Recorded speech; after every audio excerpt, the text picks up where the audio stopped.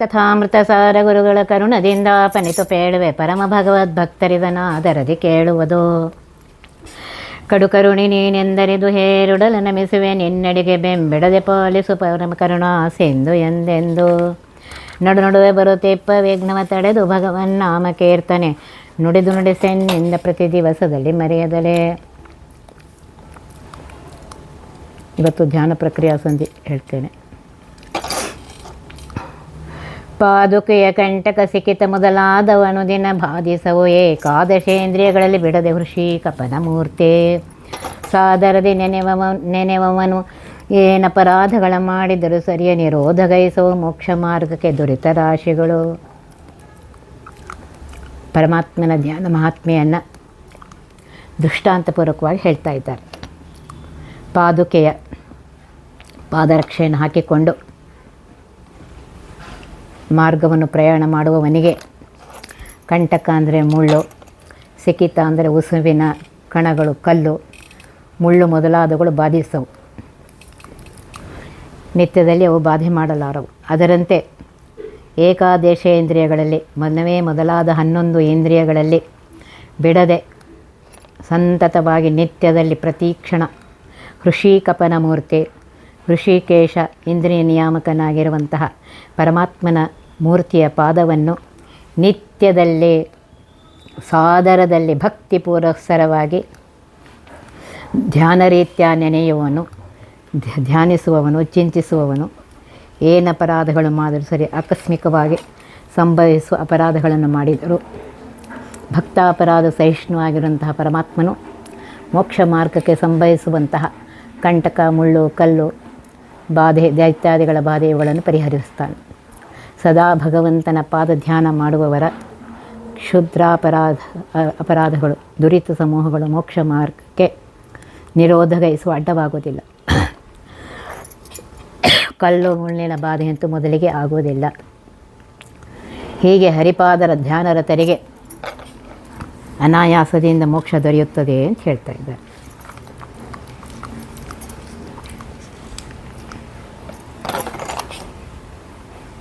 ಹೃಷಿಕೇಶ ಶ್ರೀ ಪರಮಾತ್ಮನ ಮೂರ್ತಿಗಳನ್ನು ಆದರಿಂದ ನೆನೆಯುವ ಸಾತ್ವಿಕ ಭಕ್ತರಿಗೆ ಪ್ರಮಾದದಿಂದ ಆಕಸ್ಮಿಕವಾಗಿ ಸಂಭವಿಸುವ ಅಪರಾಧ ದುರಿತಗಳು ಮೋಕ್ಷ ಮಾರ್ಗಕ್ಕೆ ತಡೆಯನ್ನು ಮಾಡುವುದಿಲ್ಲ ಅಂತ ಹೇಳ್ತಾ ಇದ್ದಾರೆ.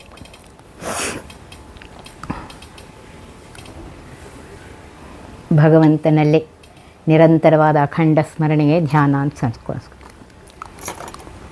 ಇಂತಹ ಧ್ಯಾನವು ಆಸನವಿಲ್ಲದೆ ನಡೆಯುವುದಿಲ್ಲವಾದ್ದರಿಂದ ಧ್ಯಾನೋಪಾಸನೆಗೆ ಅಂಗವಾಗಿ ಆಸನಾದಿ ನಿಯಮಗಳನ್ನು ಅವಶ್ಯವಾಗಿ ಅನುಷ್ಠಾನ ಮಾಡಬೇಕು ಅಂತ ಹೇಳಿದ್ದಾರೆ ಬ್ರಹ್ಮಸೂತ್ರಾದಿಗಳಲ್ಲಿ. ಆದುದರಿಂದ ಸೂತ್ರದಲ್ಲಿ ಹೇಳಲ್ಪಟ್ಟ ಧ್ಯಾನೋಪಾಸನೆಯನ್ನು ಹೇಳಲು ದಾಸವರಿಯರು ಇಲ್ಲಿ ಹೇಳ್ತಾ ಇದ್ದಾರೆ. ಪಾದರಕ್ಷು ಮುಳ್ಳು ಕಲ್ಲುಗಳನ್ನು ಅವುಗಳಿಂದ ಪಾದವನ್ನು ಹೇಗೆ ಸಂರಕ್ಷಿಸುತ್ತೆಯೋ ಹಾಗೆ ಪರಮಾತ್ಮನ ಪಾದ ಧ್ಯಾನವು ಭಕ್ತರನ್ನು ಪಾಪಗಳಿಂದ ಸಂರಕ್ಷಿಸುತ್ತದೆ ಅಂತ ಹೇಳ್ತಾ ಇದ್ದಾರೆ. ಹೃಷಿಕಪ ಅಂತಂದರೆ ಪರಮಾತ್ಮನ ಸಹಸ್ರನಾಮಾಂತರ್ಗತವಾಗಿರುವಂಥ ಹೃಷಿಕೇಶ ಅಂತ ಹೇಳಿ ಇಂದ್ರಿಯ ಮುಂತಾದವುಗಳನ್ನು ರಕ್ಷಿಸುತ್ತಾನೆ. ಹಾಗೂ ಇಂದ್ರಿಯಾಭಿಮಾನಿ ದೇವತೆಗಳು ಶ್ರೀಹರಿಯನ್ನು ಸೇವಿಸುವುದರಿಂದ ಪರಮಾತ್ಮನು ಇಂದ್ರಿಯ ಸ್ವಾಮಿಯಾದುದರಿಂದ ಹೃಷಿಕೇಶ ಹೃಷಿಕಪ ಅಂತ ಕರೀತಾರೆ. ಹಗಲು ನಂದಾದೀಪದಂದದಿ ನಿಗಮ ವೇದ್ಯನ ಪೂಜಿಸುತ್ತ ಕೈ ಮುಗಿದು ನಾರ್ಕಳರೊಂದು ಪುರುಷಾರ್ಥವನ್ನು ಬೇಡದಲೇ ಜಗದುದರ ಕೊಟ್ಟುದನು ಭುಂಜಿಸು ಮಗ ಮಡದಿ ಪ್ರಾಣೇಂದ್ರಿಯಾತ್ಮಾದಿಗಳು ಭಗವದನೇನವೆಂದಡಿಗಡಿಗೆ ನೆನೆಯುತ್ತಿರು. ಹಗಲು ಹೊತ್ತಿನಲ್ಲಿ ಸೂರ್ಯನ ಪ್ರಕಾಶವಿರುತ್ತದೆ. ಸೂರ್ಯನ ಪ್ರಕಾಶದ ಮುಂದೆ ದೀಪದ ಪ್ರಕಾಶ ಏನು ಉಪಯೋಗ ಬೀಳದಿದ್ದರೂ ಹಗಲಿನಲ್ಲಿ ಪರಮಾತ್ಮನ ಮುಂದೆ ಪರಮಾತ್ಮನ ಪ್ರೀತಿಯಗೋಸ್ಕರ ನಂದದ ಆನಂದವನ್ನು ಕೊಡುವ ದೀಪ ಸದಾ ಭಗವಂತನಿಗೆ ಎದುರಿಗೆ ಹಚ್ಚುವ ದೀಪವು ನಂದಾದೀವಿಗೆ ನಂದಾದೀಪ ಅಂತ ಅನಿಸ್ಕೊಳ್ಳುತ್ತೆ. ಆ ಪರಮಾತ್ಮನು ಆ ದೀಪವನ್ನು ಸಂತುಷ್ಟತೆಯಿಂದ ಸ್ವೀಕಾರ ಮಾಡ್ತಾನೆ. ಹೀಗೆ ನಿರ್ವ್ಯಾಜ ಭಕ್ತಿಯಿಂದ ಫಲರಾಹಿತ್ಯನಾಗಿ ಹಗಲು ದೇವರ ಮುಂದೆ ಹಚ್ಚುವ ಆನಂದದಾಯಕವಾದ ಪ್ರಕಾಶಮಾನ ದೀಪದಂತೆ ನಿಗಮವೇದ್ಯನ ವೇದವೇದ್ಯ ಸ್ತುತ್ಯನಾಗಿರುವಂತಹ ಪರಮಾತ್ಮನನ್ನು ಪೂಜಿಸುತ್ತಾ ಧ್ಯಾನದಲ್ಲಿಟ್ಟು ನೆನೆದು ಧ್ಯಾನೋಪಾಸನೆ ಪೂಜಾ ಸರಿಯಾಗಿ ತಿಳಿದುಕೊಂಡು ಪದಾರ್ಥಗಳನ್ನು ಮನದಿ ಧ್ಯಾನ ಮಾಡಿ ತದಭಿಮಾನಿ ದೇವತೆಗಳನ್ನು ತದ್ಗತನಾಗಿರುವಂತಹ ಪರಮಾತ್ಮನ ರೂಪಗಳನ್ನು ಬಿಂಬೈಕ್ಯ ಚಿಂತಿಸುತ್ತಾ ಪೂಜೆ ಮಾಡಿ ಕೈ ಮುಗಿದು ವಿನಮ್ರ ಭಾವದಿಂದ ತಲೆ ಬಗ್ಗಿಸಿ ಕೈಗಳನ್ನು ಮುಗಿದು ನಾಲ್ಕರೊಳೊಂದು ಪುರುಷಾರ್ಥವನ್ನು ಬೇಡದಲೆ ಧರ್ಮ ಅರ್ಥ ಕಾಮ ಮೋಕ್ಷ ಸಹ ಬೇಡದೆ ಕೇವಲ ಹರಿಪ್ರೀತಿಗೋಸ್ಕರವಾಗಿಯೇ ಪೂಜೆ ಮಾಡಬಹುದು. ಜಗದುದರ ಕೊಟ್ಟದನು ಸಕಲ ಜಗತ್ತು ಜೀವರನ್ನು ಉದರಲಿ ಧರಿಸಿರುವಂತಹ ಪರಮಾತ್ಮನು ಯಾವ ಕಾಲಕ್ಕೆ ಏನು ತಂದು ಕೊಡುವನೋ ಅದನ್ನು ಭುಂಜಿಸು, ಊಟ ಮಾಡು ಅಂತ ಹೇಳ್ತಾನೆ. ಹರಿ ಇಚ್ಛೆಯಿಂದ ಬಂದೊದಗಿದ ಸುಕರ್ಮ ದುಷ್ಕರ್ಮ ಆಗಾಮಿ ಪ್ರಾರಬ್ಧ ಕರ್ಮಗಳನ್ನು ಸಂತೋಷದಿಂದ ಭುಂಜಿಸು, ಅನುಭವಿಸು. ಮಗ ಪುತ್ರ ಮಡದಿ ಹೆಂಡತಿ ಇಂದ್ರಿಯಗಳು ಆತ್ಮದೇಹಾದಿಗಳು ಸದಾ ಭಗವದಿಯಿಂದ ಅಡಿಗಡಿಗೆ ನೆನೆಯುತ್ತಾ ಇರು. ಎಲ್ಲ ಪರಮಾತ್ಮನ ಅಧೀನ ಅಂತ ತಿಳ್ಕೊ. ಷಡ್ಗುಣೈಶ್ವರ್ಯ ಪೂರ್ಣನಾದ ಬಿಂಬನಾಗಿರುವಂತಹ ಪರಮಾತ್ಮನ ಅಧೀನವೆಂದು ಕಾಲಕ್ಕೆ ನೆನೆದು ಎಲ್ಲವೂ ಪರಮಾತ್ಮ ಅಧೀನವೆಂದು ಚಿಂತೆ ಮಾಡಬೇಕು. ಇದೇ ಧ್ಯಾನ ಉಪಾಯ ಅಂತ ಹೇಳ್ತಾ ಇದ್ದಾರೆ.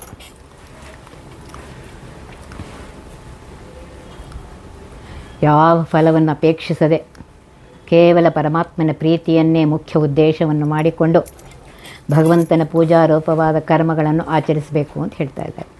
ಈ ವಿಷಯದಲ್ಲಿ ದೇವರಿಗೋಸ್ಕರ ಹಚ್ಚುವ ನಂದಾದೀಪವು ಹಗಲು ನಂದಾದೀಪವು ದೃಷ್ಟಾಂತವಾಗಿದೆ. ಹಗಲು ನಂದಾದೀಪವು ಬೆಳಕಿಗೋಸ್ಕರವಾಗಲಿ ಮತ್ತಿನ್ಯಾವ ಪ್ರಯೋಜನಕ್ಕೋಸ್ಕರ ಅಲ್ಲ, ಕೇವಲ ದೇವರ ಪೂಜೆಗೋಸ್ಕರವಾಗಿಯೇ ಇದೆ. ಅದರಂತೆ ನಾವು ಮಾಡುವ ಕರ್ಮಗಳಿಗೆ ನಮ್ಮ ಪ್ರಯೋಜನಗಳನ್ನು ಉದ್ದೇಶ ಮಾಡಿಕೊಳ್ಳದೆ ವಿಷ್ಣು ಪ್ರೇರಣೆಯ ಶ್ರೀ ವಿಷ್ಣು ಪ್ರೀತ್ಯರ್ಥಂ ಅಂತ ಹೇಳಿದಂತೆ ಶ್ರೀ ವಿಷ್ಣುವಿನ ಪ್ರೀತಿಯನ್ನು ಮಾತ್ರ ಉದ್ದೇಶವನ್ನು ಮಾಡಿಕೊಂಡು ಆ ಕರ್ಮಗಳನ್ನು ಭಗವತ್ ಪೂಜಾ ರೂಪವಾಗಿ ಆಚರಿಸಬೇಕು ಅಂತ ಹೇಳ್ತಾ ಇದ್ದಾರೆ. ದೈವ ಪ್ರೇರಣೆಯಿಂದ ತಾನಾಗಿಯೇ ಬಂದ ವಿಷಯಗಳನ್ನು ಭಗವತ್ ಪ್ರಸಾದ ಅಂತ ಅನುಭೋಗಿಸುತ್ತಾ ನಿಷ್ಕಾಮ ಕರ್ಮದಿಂದ ಪರಮಾತ್ಮನನ್ನು ಪೂಜಿಸುತ್ತಾ ದಾರ ಪುತ್ರ ಮುಂತಾದ ಸಕಲ ವಸ್ತುಗಳು ಅವನ ಅಧೀನವೆಂದು ಕ್ಷಣ ಕ್ಷಣಕ್ಕೆ ಆ ಪರಮಾತ್ಮನ ಸ್ಮರಣೆ ಮಾಡುತ್ತಾ ಭಗವದನು ಚಿಂತನೆಯಲ್ಲಿಯೇ ಕಾಲಕ್ಷೇಪ ಮಾಡುವುದು ನಿಷ್ಕಾಮ ಸೇವೆ ಅಂತ ಕರೀತಾರೆ. ಅಸ್ವತಂತ್ರನು ಜೀವ ಹರಿ ಸರ್ವಸ್ವತಂತ್ರನು ನಿತ್ಯ ಸುಖಮಯ ನಿತ್ಯಬದ್ಧ ಅಲ್ಪಜ್ಞ ಶಕ್ತಿ ಸದುಃಖ ನಿರ್ವಣ್ಯ ಹೃಸ್ವದೇಹಿ ಸನಾಥ ಜೇವನ ವಿಶ್ವವ್ಯಾಪಕ ಕರ್ತೃಬ್ರಹ್ಮ ಸರಸ್ವತೀಶಾದ್ಯಮರನುತ ಹರಿ ಎಂದು ಕೊಂಡಾಡು.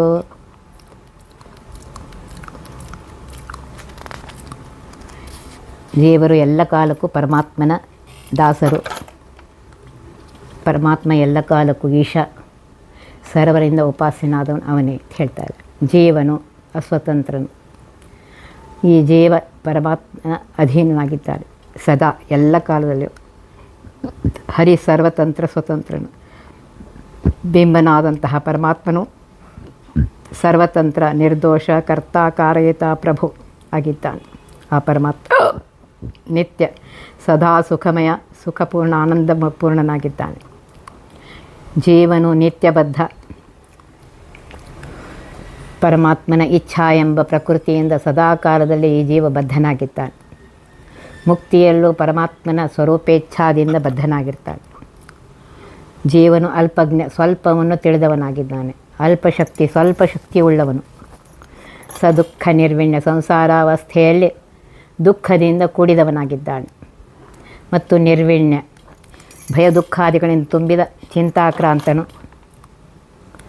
ಹ್ರಸ್ವದೇಹಿ, ಅಣ್ಯತ್ತಡುಮಾದ ದೇಹವುಳ್ಳವ. ಸನಾಥ ಜೀವನು, ಸದಾ ಜೀವನಿಗೆ ಒಡೆಯ ನಾಥನು ಪರಮಾತ್ಮನೇ ಆಗಿದ್ದಾನೆ. ಹೀಗೆ ಜೀವನು ಅಸ್ವತಂತ್ರನು, ಅಲ್ಪಶಕ್ತಿ, ಅಲ್ಪಜ್ಞಾನಿ, ಅತ್ಯಣು ಪರಾಧೀನತೆ ಮೊದಲಾದ ದೋಷಗಳಿಂದ ಯುಕ್ತನಾಗಿದ್ದಾನೆ. ಪರಮಾತ್ಮನು ವಿಶ್ವವ್ಯಾಪಕನು. ಸಕಲ ಜೀವ ಜಡಾತ್ಮಕವಾದ ಬ್ರಹ್ಮಾಂಡ ಪಿಂಡಾಂಡ ಬಹಿರ್ಬ್ರಹ್ಮಾಂಡದಲ್ಲಿ ವ್ಯಾಪಿಸಿದ ಮಹದ್ರೂಪನಾಗಿದ್ದಾನೆ. ಸ್ವತಂತ್ರ ಕರ್ತೃ ಆಗಿದ್ದಾನೆ. ಬ್ರಹ್ಮದೇವರು, ಸರಸ್ವತೀ ದೇವಿಯರು, ಈಶ ರುದ್ರದೇವರೇ ಮೊದಲಾದ ಅಮರನುತ ದೇವತೆಗಳಿಂದ ನುತ ವಂದನೆ ಸ್ತೋತ್ರಗಳನ್ನು ಮಾಡಿಸಿಕೊಳ್ಳುವ ಮಹಾಸಮರ್ಥನು ಪರಮಾತ್ಮನು. ಎನ್ನ ಬಿಂಬನೇ ಸರ್ವರ ಬಿಂಬ ಸರ್ವವ್ಯಾಪಕನೆಂದು ಕೊಂಡಾಡು ಅಂತ ಹೇಳ್ತಾ ಇದ್ದಾರೆ. ಅವನನ್ನು ಸ್ತೋತ್ರ ಮಾಡು ಅಂತ ಹೇಳ್ತಾ ಇದ್ದಾರೆ. ಇಲ್ಲಿ ಧ್ಯಾನೋಪಾಸನೆಗೆ ಬೇಕಾಗುವ ಧ್ಯೇಯಮೂರ್ತಿ ಬಿಂಬನನ್ನು ಬಿಂಬವನ್ನು ಹೇಳ್ತಾ ಇದ್ದಾರೆ. ಅಸ್ವತಂತ್ರ ಜೀವನ ಅಸ್ವತಂತ್ರನು ಎಂದರೆ ಕೇವಲ ಪರಾಧೀನನೇ ಅಂತ ಅರ್ಥ ಅಲ್ಲ. ಪರತಂತ್ರನು ಬಹಳ ಅನಂತಾನಂತ ಕೋಟಿ ಗುಣದಗಿಂತಲೂ ಕಡಿಮೆಯಾದವನು, ದುಃಖ ಮೊದಲಾದ ದೋಷಗಳಿಂದ ಭರಿತನಾಗಿದ್ದಾನೆ ಎಂದು ಹೆಚ್ಚಿನ ಅರ್ಥಗಳನ್ನು ಅಸ್ವತಂತ್ರನು ಎಂಬ ಪದವು ಸೂಚಿಸ್ತಾ ಇದೆ. ಜೀವನ ಅಲ್ಪಶಕ್ತಿ, ಜ್ಞಾನ ಮುಂತಾದ ಗುಣಗಳುಳ್ಳವನು. ಅವನು ಅಪೂರ್ಣ ಜ್ಞಾನಿಯಾಗಿದ್ದಾನೆ ಎಂಬುದಾಗಿ ಅನೇಕ ಪ್ರಮಾಣಗಳಿವೆ. ಅಲ್ಪ ಎನ್ನುವ ಶಬ್ದ ಇಲ್ಲಿ ಶಕ್ತಿಯು ಅಲ್ಪವೆಂದು, ಜ್ಞಾನಿ ಯೋಗ್ಯತೆಗಳು ಅಲ್ಪವೆಂದು, ಸ್ವತಃ ಜೀವನೇ ಅಲ್ಪನೆಂದು ಹೇಳ್ತಾ ಇದ್ದೆ. ಆ ಅಭಿಪ್ರಾಯವನ್ನು ಹೇಳ್ತಾ ಇದ್ದೆ. ಮತ್ತೆ ವಿಶ್ವಾದ್ಯಂಟು ರೂಪದ 9ರಿಂದ ಹೆಚ್ಚಿಸಲು 72 ರೂಪಗಳಹು ಒಂದೊಂದೇ ಸಹಸ್ರ. ಪೃಥಕ್ ಪೃಥಕು ನಾಡಿಗಳೊಳಗೆ ಸರ್ವೋತ್ತಮನ ತಿಳಿ ಎಂದು ಭೀಷ್ಮನು ಬಿತ್ತರಿಸಿದನು ಧರ್ಮತನೆಯಗೆ ಭೀಷ್ಮ ಪರ್ವದಲ್ಲಿ. ಮತ್ತೆ ಪುನಃ ವಿಶ್ವಾದ್ಯಂಟು ರೂಪ, ಓಂಕಾರವರ್ಣ ಪ್ರತಿಪಾದ್ಯವಾಗಿರುವಂಥ ವಿಶ್ವ, ತೈಜಸ, ಪ್ರಾಜ್ಞಾ, ತುರ್ಯ, ಆತ್ಮ, ಅಂತರಾತ್ಮ, ಪರಮಾತ್ಮ, ಜ್ಞಾನಾತ್ಮ ಈ 8 ರೂಪಗಳಿಗೆ 9ರಿಂದ ಹೆಚ್ಚಿಸಿದರೆ ಪ್ರಕೃತಿ, ಮೂಲ ಪ್ರಕೃತಿಗತ, ಅವ್ಯಕ್ತ, ಮಹತತ್ವ, ಅಹಂಕಾರ ತತ್ವ, ಮನಸ್ತತ್ವ, ಪೃಥ್ವಿ, ಅಪ್, ತೇಜ್, ವಾಯು, ಆಕಾಶ ಪಂಚಮಹಾಭೂತ ಕೂಡಿದರೂ 9 ಆಗುತ್ತೆ. ಅಥವಾ ಪ್ರಕೃತಿ, ಸತ್ವ, ರಜತಂಬ 3 ವಿಧ. ಇದರೊಳಗೆ ಒಂದೊಂದರಲ್ಲಿ ಸತ್ವರಜ, ಸತ್ವತಮ, ಹಾಗೆ ರಜೋ ಸತ್ವ, ರಜೋತಮ, ಹಾಗೆ ಹೀಗೆ 9 ಪ್ರಕೃತಿ ವಿಭಾಗ. ಇವುಗಳಲ್ಲಿ ವಿಶ್ವಾದಿ ರೂಪದ ಪ್ರವರ್ತಿಸುವ ಪರಮಾತ್ಮ ರೂಪಗಳಿಂದ ಹೆಚ್ಚಿಸಲು 72 ರೂಪಗಳಾಗುತ್ತೆ.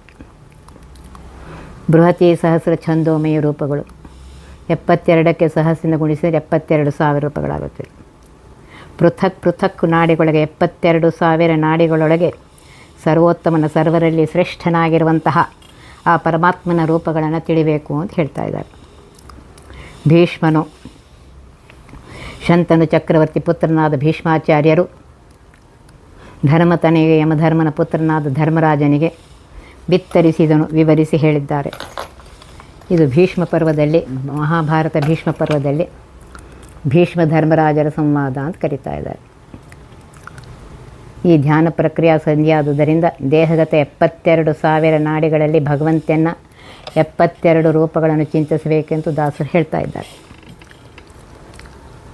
ಮತ್ತು ವಿಶ್ವಾದಿ ಮುಂತಾದ 8 ರೂಪಗಳಿಂದ 9ರಿಂದ ಹೆಸರು 72 ರೂಪಗಳಾಗುತ್ತೆ. ಮೂಲ ಪ್ರಕೃತಿ ಮಹಾಭೂತಗಳು, ಮನಸ್ಸು, ಅಹಂಕಾರ, ಮಹತ್ವ ಸೇರಿಸಿ ಪ್ರಕೃತಿಗಳಿವು 9 ಪ್ರಕೃತಿ. ಇವುಗಳಲ್ಲಿ 8 ರೂಪಗಳಿಂದ 72 ರೂಪ ಆಗುತ್ತೆ. ಇವುಗಳಿಗೆ 1000 ರೂಪದಿಂದ ಗುಣಿಸಿದರೆ 72,000. ಹೀಗೆ ನಾಡಿಗತ ಪರಮಾತ್ಮನ ರೂಪಗಳನ್ನು ಚಿಂತಿಸುವುದು ಅಂತ ಹೇಳ್ತಾ ಇದ್ದಾರೆ. ಇದು ಪ್ರಮಾಣ ಸಮ್ಮತವಾಗಿದೆ. ಅದನ್ನು ಹೇಳಲಿಕ್ಕೆ ಭೀಷ್ಮನು ಧರ್ಮತನೆಯಗೆ ಹೇಳಿದನು.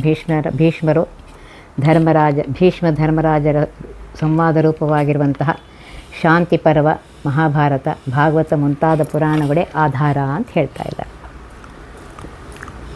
8 ಪ್ರಕೃತಿಗಳೊಳಗೆ ವಿಶ್ವಾದ್ಯಂಟು ರೂಪದಲ್ಲಿದ್ದು ಭಕುತರ ಕಂಟಕವ ಪರಿಹರಿಸುತ್ತಲಿ ಪಾಲಿಸುವ ಪ್ರತಿದಿನದೇ. ನೆಂಟನಂದದಿ ಎಡಬಿಡದೆ ವೈಕುಂಠರಮಣನು ತನ್ನವರ ನಿಷ್ಕಂಟಕ ಸುಮಾರ್ಗದಲ್ಲಿ ನಡೆಸುವ ದುರ್ಜನರ ಬಿಡುವ. ಹೇಳ್ತಾ ಇದ್ರೆ 8 ಪ್ರಕೃತಿಗಳೊಳಗೆ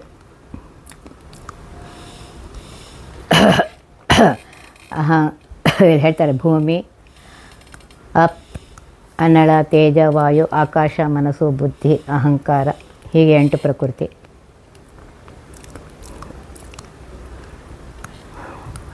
ಭೂಮ್ಯಾದಿ ಪಂಚಭೂತಗಳು ಮನಸ್ತತ್ವ, ಬುದ್ಧಿತತ್ವ, ಅಹಂಕಾರ ಪದದಿಂದ ಮಹತ್ತತ್ವ ಉಪಲಕ್ಷಣೀಯಮೆಂದು ಗೀತಾ ಅಭಿವೃದ್ಧಿಕಾರ ಹೇಳಿದಂತೆ 8 ಪ್ರಕೃತಿಗಳು.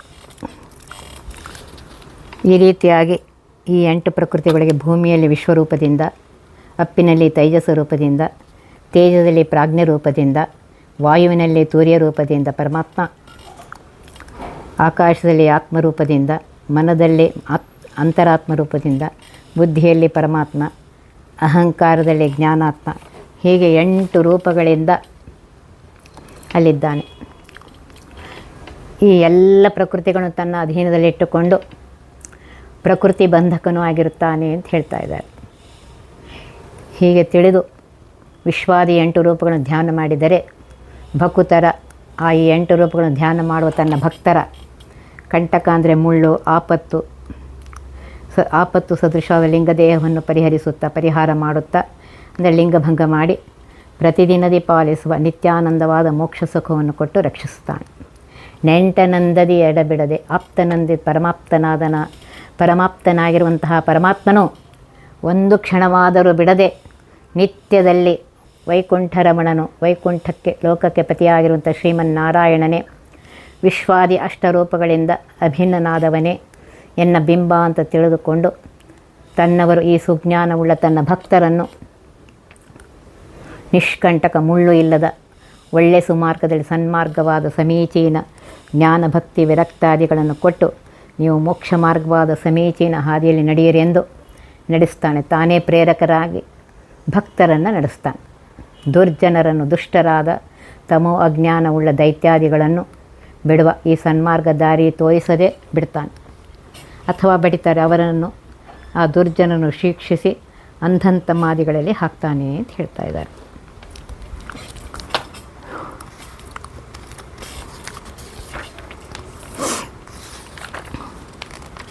ನೋಡಿರಿ ಪರಮಾತ್ಮ ಎಷ್ಟು ಉಪಕಾರ ಮಾಡ್ತಾ ಇದ್ದಾನೆ.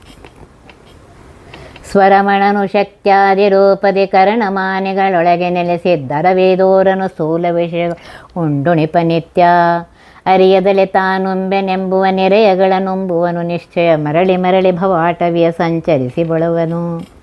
ಜ್ಞಾನೇಂದ್ರಿಯ, ಕರ್ಮೇಂದ್ರಿಯ, ತತ್ವ, ಜಡ ಪ್ರಕೃತಿಗಳಲ್ಲಿ ತದಭಿಮಾನಿ ದೇವತೆಗಳಲ್ಲಿ ಇರುವಂತಹ ಪರಮಾತ್ಮನ ಶಕ್ತ್ಯಾದಿ 12 ರೂಪಗಳ ಕಾರ್ಯಗಳನ್ನು ತಿಳಿದು ಸ್ಥೂಲ ವಿಷಯಗಳನ್ನು ಹರಿಯೇ ಉಂಡುಣಿಪನೆಂದು ಚಿಂತಿಸಿದರೆ ಬಂಧಮೋಚಕ, ಇಲ್ಲದಿದ್ದರೆ ಪುನಃ ಈ ಸಂಸಾರದಲ್ಲಿ ಸಿಕ್ಕಾಕೋತಾನೆ ಅಂತ ಹೇಳ್ತಾರೆ. ಸ್ವರಮಣನು ಪರಮಾತ್ಮನು ತನ್ನಲ್ಲೇ ತಾನು ರಮಿಸುವನು ಎಂದರೆ ತನ್ನ ವಿಜ್ಞಾನಮಯವಾದ ಸ್ತ್ರೀ ರೂಪದಲ್ಲಿ ಆನಂದಮಯ ನಾಮಕ ರೂಪದಿಂದ ಪುರುಷ ರೂಪದಲ್ಲಿ ರಮಿಸುತ್ತಾನೆ ಅಂತ ಹೇಳ್ತಾ ಇದ್ದಾರೆ.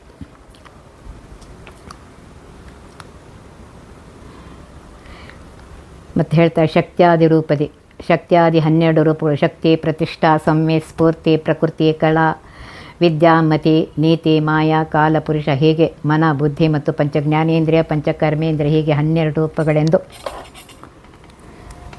ತಿಳಿದುಕೊಂಡು ಕರ್ಣಾಭಿಮಾನಿಗಳೊಳಗೆ, ಇಂದ್ರಿಯಾಭಿಮಾನಿ ದೇವತೆಗಳೊಳಗೆ ನೆಲೆಸಿ ಇದ್ದು ಅವರಲ್ಲಿ ಇದ್ದು ಅರವೀದುವುದನ್ನು ತಾನು ದೋಷ ದೂರನಾದರೂ ಸ್ಥೂಲ ವಿಷಯಗಳನ್ನುಂಡುಣಿಪ ನಿತ್ಯ ತಾನು ಶುಭ ರಸಭುಕ್ತ ತನ್ನ ಸ್ವರೂಪವನ್ನು ಸ್ವೀಕರಿಸಿ ಸ್ವರೂಪ ರಸವನ್ನು ಸ್ವೀಕರಿಸಿ ಸ್ಥೂಲ ಜೀವರಿಗೆ ಯೋಗ್ಯವಾದ ರಸವನ್ನು ತ್ರಿವಿಧ ಜೀವರಿಗೆ ಉಣಿಸ್ತಾನೆ.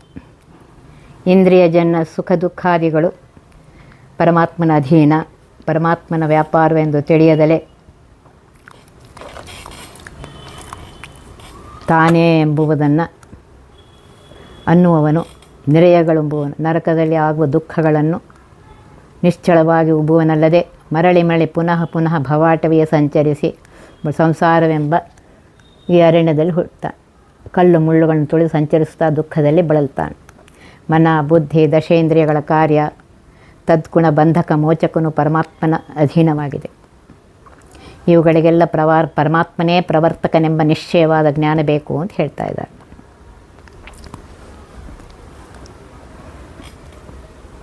ಶಕ್ತಿ, ಪ್ರತಿಷ್ಠಾ, ಸಂವೇತ್, ಸ್ಫೂರ್ತಿ, ಪ್ರವೃತ್ತಿ, ಕಲಾ, ವಿದ್ಯಾ, ಮತಿ, ಮಾಯಾ, ಕಾಲ, ಪುರುಷ, ಹೀಗೆ ಪರಮಾತ್ಮನ 11 ರೂಪಗಳು ಮನ ಮುಂತಾದ 11 ಇಂದ್ರಿಯಾಭಿಮಾನಿ ದೇವತೆಗಳಲ್ಲಿ ನಿಯಾಮಕವಾಗಿ ಇರುತ್ತವೆ. ನೋಡಿರಿ ಎಷ್ಟು ಪರಮಾತ್ಮನ ಈ ಧ್ಯಾನ ಪ್ರಕ್ರಿಯೆಯಲ್ಲಿ ಹೇಳ್ತಾ ಇದ್ದಾರೆ. ಇವೆಲ್ಲ ರೂಪಗಳನ್ನು ಸರಿಯಾಗಿ ಇಂದ್ರಿಯಾಂತರ್ಗತನಾಗಿ ಎಲ್ಲ ಕಾರ್ಯಗಳನ್ನು ದೇವತೆಗಳ ಅಂತರ್ಗತನಾಗಿ ಭಾರತೀಯ ರಮಣ ಮುಖ್ಯ ಪ್ರಾಣಾಂತರ್ಗತನಾಗಿ ನಮ್ಮ ಕರ್ಮಾನುಸಾರ ಅವನೇ ಮಾಡಿಸ್ತಾ ಇದ್ದಾನೆ ಅಂತನ್ನೋ ನೆನಪು ಪ್ರತಿ ಕ್ಷಣಕ್ಕೆ ಬೇಕು. ಸುರುಚಿ ರುಚಿರ ಸುಗಂಧ ಶುಚಿಯಂದಿರು ತಿಹನು ಷಡ್ರಸಗಳೊಳು 12 ರೂಪದಲ್ಲಿ ಪೈಸೇಭೂದುರ್ಕೆಯರ ಸಹಿತ ಸ್ವರಮಣು 72,000 ಸಮೀರನ ರೂಪದೊಳಗಿದ್ದು ಉರು ಪರಾಕ್ರಮ ಕರ್ತೃ ಎನಿಸುವ ನಾಡಿಗಳೊಳಗಿದ್ದು. ಸುರುಚಿ ರಸನೇಂದ್ರಿಯವಾಗಿರುವಂತಹ ನಾಲಿಗೆಗೆ ಸರಿಯಾದ ಸಮೀಚೀನವಾದ ರುಚಿಕರವು ಪ್ರತಿಯೊಂದು ಪದಾರ್ಥಗಳಾಗಬೇಕಾದರೆ ಸುರುಚಿ ನಾಮದಿಂದ ಪರಮಾತ್ಮ ಮತ್ಸ್ಯರೂಪನಾಗಿ ಕಾರ್ಯಪ್ರವೃತ್ತಿ ಮಾಡ್ತಾನೆ. ರುಚಿರ ವಾಗೇಂದ್ರದಿಂದ ಭುಂಜಿಸಲು ರುಚಿಸತಕ್ಕವಾಗನಾಗಿ ಶ್ರೀ ಭಾರ್ಗವರಾಮನು ಅಲ್ಲಿದ್ದಾನೆ. ಸುಗಂಧ ಪ್ರತಿಯೊಂದು ಪದಾರ್ಥಗಳಲ್ಲಿ ಸುಗಂಧ ತಂದು ಕೊಡಲು ಶ್ರೀ ನರಸಿಂಹರೂಪಿಯಾಗಿರುವಂತಹ ಪರಮಾತ್ಮ ಘ್ರಾಣೇಂದ್ರಿಯದಿಂದ ಆಘ್ರಾಣಿಸಿ ಸುಗಂಧ ಮಾಡ್ತಾನೆ. ಶುಚಿ ಪ್ರತಿಯೊಂದು ಪದಾರ್ಥಕ್ಕೆ ಪವಿತ್ರತೆ ಮತ್ತು ನೋಡಲು ಒಳ್ಳೆ ನಿರ್ದುಷ್ಟವಾಗಲು ಕಪಿಲನಾಮಕ ಪರಮಾತ್ಮನು ನೇತ್ರೇಂದ್ರಿಯದ ನೋಡಿ ಶುಚಿನಾಮಕನಾಗಿ ಷಡ್ರಸಗಳು 6 ರಸಗಳಲ್ಲಿ ಅಪ್ಪಿನಲ್ಲಿ ಒಂದೇ ಸಿಹಿ ಗುಣವಿದ್ದರೂ ಪೃಥ್ವಿಯಾದಿ ಭೇದದಿಂದ ಸಿಹಿ ಹುಳಿ ಖಾರ ಕಟು ಮುಂತಾದ 6 ರುಚಿಗಳಲ್ಲಿದ್ದು ಪರಮಾತ್ಮನೇ ಶಕ್ತ್ಯಾದಿ 12 ರೂಪದಲ್ಲಿ ಸತ್ವ ರಜ ತಮೋ 3 ಭೇದ ರಸಗಳಲ್ಲಿ ಶ್ರೀ ಭೂ ದುರ್ಗಾದೇವಿಯರಿಂದ ಕೂಡಿಕೊಂಡು ಅಥವಾ ಷಡ್ರಸಗಳು ಪ್ರತಿಯೊಂದು ಪದಾರ್ಥದಲ್ಲಿ ಶುಭರಸವಾದ ಸ್ವಾಕ್ಯ ಹರಿಯ ರಸ, ರಮಾದೇವಿಯ ರಸ, ಬ್ರಹ್ಮವಾಯು ರಸ, ಸರಸ್ವತಿ ಭಾರತಿ ರಸ, ಸಮಸ್ತ ತತ್ವಾಭಿಮಾನಿ ದೇವತೆಗಳ ರಸ ಮತ್ತು ಜೀವರುಗಳ ರಸ ಅವರವರಿಗೆ ತಕ್ಕ ಯೋಗ್ಯ ರಸ ಪ್ರವರ್ತಕನಾಗಿ ಪರಮಾತ್ಮನೇ ಎಂದು ತಿಳ್ಕೊಂಡು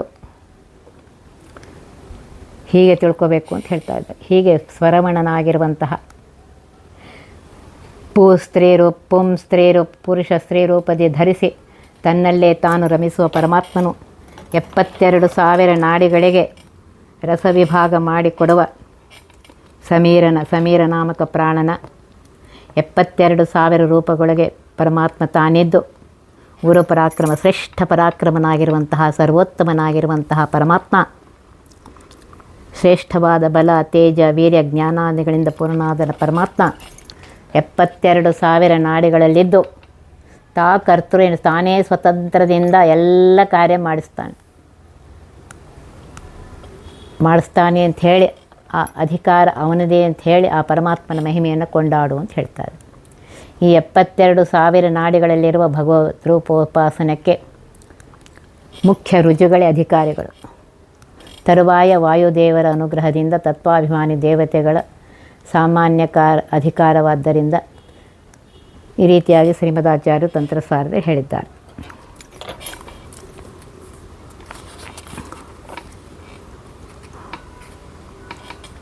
ಈ ರೀತಿಯಾಗಿ ಪರಮಾತ್ಮನ ಷಡ್ಗತ ರೂಪಗಳನ್ನು ಚಿಂತನೆಯನ್ನು ಇಲ್ಲಿ ಹೇಳ್ತಾ ಇದ್ದಾರೆ. 6 ರಸಗಳಲ್ಲಿ ಆ ಪರಮಾತ್ಮ ಇದ್ದಾನೆ. ಸ್ವರಮಣನಾಗಿರುವಂತಹ ಪರಮಾತ್ಮ 72,000 ನಾಡಿಗಳಲ್ಲಿರುವ ವಾಯುದೇವರ ರೂಪದಲ್ಲಿಯೂ ಅವರ ರೂಪಗಳಲ್ಲಿಯೂ 72,000 ರೂಪಗಳಿಂದ ಇದ್ದು ಗುರು ಪರಾಕ್ರಮ ಎನಿಸಿಕೊಳ್ಳುವಂತಹ ಪರಮಾತ್ಮನು ಶ್ರೀ ಭೂ ದುರ್ಗಾ ರಮಣ ರೂಪಗಳು ಒಂದೊಂದರಲ್ಲಿ 3 ಇರುವುದರಿಂದ 12 ರೂಪಗಳಾಗುತ್ತೆ. ನೋಡಿರಿ, ಪರಮಾತ್ಮ ನಮಗೆಷ್ಟು ಉಪಕಾರ ಮಾಡ್ತಾ ಇದ್ದಾನೆ. ಅದನ್ನು ಸರಿಯಾಗಿ ತಿಳಿದುಕೊಂಡು ಆ ರೀತಿಯಾಗಿ ಮಾಡಬೇಕು ಅಂತ ಹೇಳ್ತಾ ಇದ್ದಾರೆ. ನಿನ್ನ ಸರ್ವತ್ರದಲ್ಲಿ ನೆನೆವರ ಅನ್ಯ ಕರ್ಮ ಮಾಡಿದರು ಸರಿ, ಪುಣ್ಯಕರ್ಮಗಳೆನಿಸೋ ಸಂದೇಹವಿನಿತಿಲ್ಲ. ನಿನ್ನ ಸ್ಮರಿಸದೆ ಸ್ನಾನ ಜಪ ಹೋಮಾನ್ನ ವಸ್ತ್ರ ಗಜಾಶ್ವಭೂದನ ಧಾನ್ಯ ಮೊದಲಾದ ಅಖಿಳ ಕರ್ಮವ ಮಾಡಿ ಫಲವೇನು. ನಿನ್ನ ಸರ್ವತ್ರದಲ್ಲಿ ನೆನೆವವ ಪರಮಾತ್ಮನೇ, ನೀನೇ ಸರ್ವರಿಗೆ ಬಿಂಬನಾಗಿದೆಯಪ್ಪ. ಬಿಂಬ ಚಲಿಸಿದರೆ ಪ್ರತಿಬಿಂಬ ಚಲಿಸುವುದೆಂಬ ಈ ನಿಜವಾದ ಜ್ಞಾನದಿಂದ ಸರ್ವರ ಬಿಂಬನಾಗಿರುವಂತಹ ಪರಮಾತ್ಮನೇ ನನ್ನ ಬಿಂಬ ಅಂತ ತಿಳಿದುಕೊಂಡು ಆ ಬೆಂಬನ ಅಧೀನನಾಗಿ ಚಲಿಸುವಂತಹ ಜ್ಞಾನಿಯು ಅನ್ಯಕರ್ಮವ ಮಾಡಿದರೂ ಸರಿ, ನಿಜ ಭಕ್ತರಾದರೂ ಕದಾಚಿತ್ ಅನ್ಯಕರ್ಮ ಎಂದರೆ